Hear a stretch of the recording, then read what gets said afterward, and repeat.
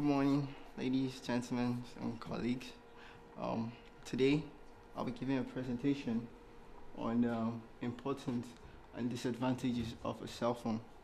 If you have any questions, I'll be happy to take them after the presentation. Here is Ming, yeah, but I call her Shannon, and my name is my name is Ruben, Kara, Joshua, whichever way you want to put it. So, starting with, she'll be helping me with the slides while I go on with the presentation.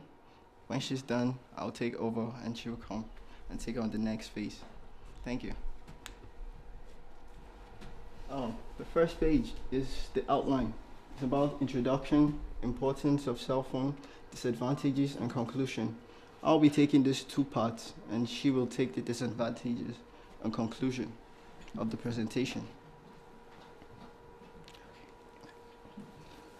Here, the introduction. I talked about giving details of the details were so many I couldn't put them on one slide, so I just thought about a video that will explain briefly and give a background of everything.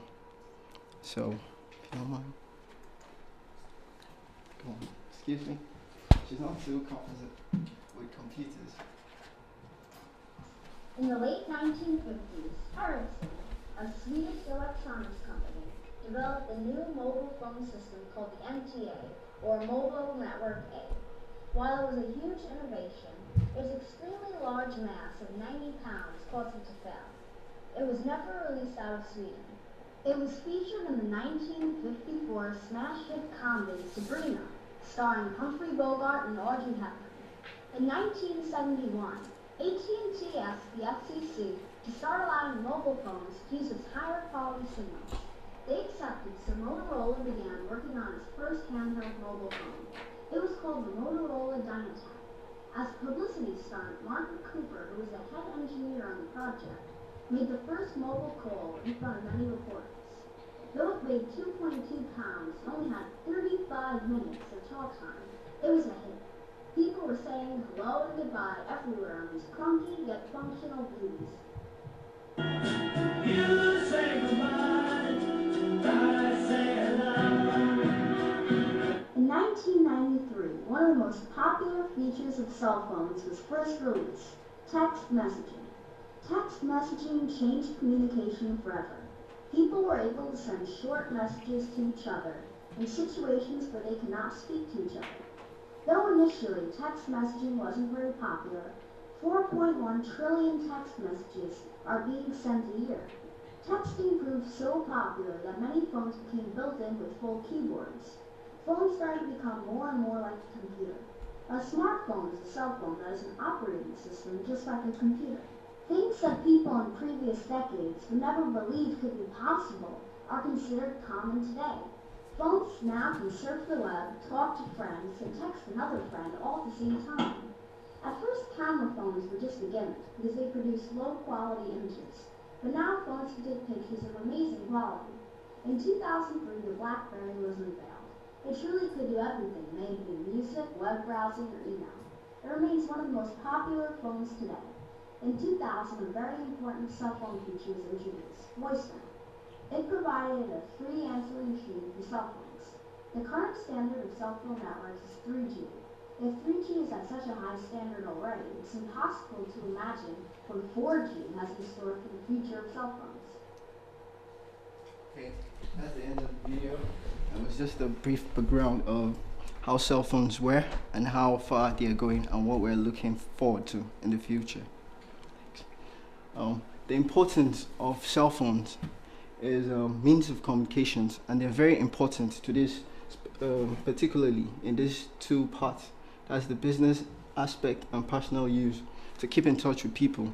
And in business, if in today's world, if you have a business and you don't have a cell phone where people can reach you and order your stuff, I think it will be like a very bad business, and you'll be like running down really quickly. You'll be out of competition in no time. And then in emergency situations, a cell phone can come useful and handy. When you're either you have a medical situation problem, security situation and personal situation. In a medical situation, it could be maybe a friend, a brother, or you yourself could be suffering from something, an accident or something. If you have your cell phone with you, you could easily call 911 or whatever emergency it might be, whatever country you are. Once you have the number on your cell phone, it's an easy access to get through to them.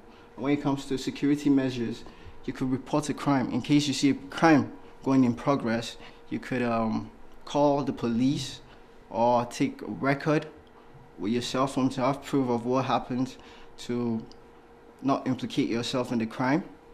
And it comes in this mess, it helps. And in personal situations, it's like we were in this class, British Society and Culture, and we're submitting our papers. And then not everybody was in class. So our teacher asked us if we have numbers of friends. We could call them and tell them to come in. So a cell phone came handy in that situation. And I think in personal situations, a cell phone is very handy and can help out. Practice listening and texting. There are 2 points I would like to talk about on this topic, and that's listening and texting. In listening, a lot of people are not aware how difficult it is to listen. And when you answer phone calls, you're not aware of the effort you put in. It sounds easy when you do it, but when you're actually trying to listen to a lecture in class, you find it hard to understand. But when you're listening to someone speak on the phone, you get it instantly. So learning to listen and speak it takes a lot of skills and effort to learn. And when you learn to listen, you actually learn more from people. So learning to cell phones help people to learn and to speak, and also help them to learn more about other things or people. And texting, the ability to write in short forms. You find out when people are writing text, they write in short forms, short codes, and their friends are able to understand. So it gives them that skill, or develop the ability for them to write in short forms while they can understand. And this comes in handy when they're in classes, when they're taking notes quickly and they can't write every word down. They can just use the short forms and write the text. And if only students could read and understand books like they did it with text, that would be a good improvement. Then advanced technology. It comes down to personal assistant, multimedia, camera features, internet access. In this modern age we're in, the technology of the cell phones are being very advanced. They're increasing, like almost every year. We find new things coming out from cell phones, new features, and it helps us. Nowadays, a lot of people use the mobile phone as a personal assistant. In the Navi system, you find out when you're in a country, like when I first came to Nottingham, I couldn't find my accommodation. So I had to input the address on my cell phone. So I was able to navigate my way and find my location. And it helps in organizing your documents, your files, whatever it might be, your plans. And emails, you can receive your emails directly to your cell phones, so you don't have to go to a cafe or stay at home to get your mails. That's the importance of cell phones. Multimedia, when you're lonely, say music, it's a song to the soul. So I think that will come in handy when you're lonely, feeling isolated. A little bit of music will help. Internet access, for example, in the mobile banking aspect, you find out, imagine you were in a place where there's no computers, or where the cafes are far away, and you need to make a quick transaction and you can't do it. But if you have a cell phone with internet capabilities, with this you'll be able to do your transaction while using your phone instantly and no problem. So it comes in handy too. And in this modern age we are, if you don't have a cell phone, you wouldn't fit into the society. People in this age might look at you as an Asian person. Imagine if you go out and a friend asks, what's your phone number? You say you don't have one. The look they will give you, or the look you see on your face, might not be good. It might look like you're not from this age, or a very old person. And then it also serves, the importance of cell phones also serves as a reminder. Some people use it as a clock, like I don't have time on me, so I use my phone as a clock sometimes to tell me the time where I need to be, set alarms. And sometimes some people put diaries, like notes, reminders, or something that happened, list to do. They have it on your phone to help them, and there's this alarm clock that helps them remember what to do. It has a cell phone has the modern cell phone, which is a smartphone, has multifunctional capabilities, a lot of applications which you can use to fit in your personal life. Helps one to memorize and remember text messages, phone conversations, or phone numbers. I'm sure every one of us here has like a phone number in their head in case they're in trouble. They could just maybe get in trouble with the police, and the police ask you, what do you want to do? Who do you want us to call? You just give them the number. So I think it helps us memorize text, phone conversations we had previously. Like I'm sure I can remember the last conversation we just had while we're on the phone. So I think that should be the end of my part. And the next part will be my partner, Shannon. Thank you. Thank you, Ruben. Hello everyone, I'm Shannon. At next, I'm going to talk about the disadvantages of using cell phones. First of all, I'd like to say cell phones is really bad for our health, because cell phones can emit low-level radio frequency radiation and electromagnetic waves. A large of these amounts of energy can hit and damage tissues, especially around the eyes, because we do not have enough blood flow to carry away such this heat. There is also concern that cell phones might cause cancers, sleep problems, mental problems, and some bad disease. Those are proved by Center for Reproductive Medicines. Next part is about damages and distractions. Because cell phones can run in the middle of movies, music concerts, plays, and other areas where silence is required. This happens anywhere, like libraries, bookstores, and even right now. Can you imagine if your cell phone ringing while we are doing our presentation? How bad it is, isn't it? And there is also in addition, the glow of cell phone screens from text messages can annoy and distract people in the darkness of a theater. Meanwhile, cell phones have very strong signal and transmissions. Large amount of this power is bad for signal in the airplane, because it can lead to airplane disruption. Let's move on next part. Isolation and social diversity. Callers can call you, located you anywhere, access cell phones. Even though you turn off your ringers, they can fill you in your voicemail and text message inbox. Meanwhile, cell phones make far away from our family and friends. For example, if you visit your parents or your friends once per week, but right now you just make a phone call to them instead of visit them, because it's cheap, convenient, and time-saving. But long times later, you would feel lonely and isolated with them.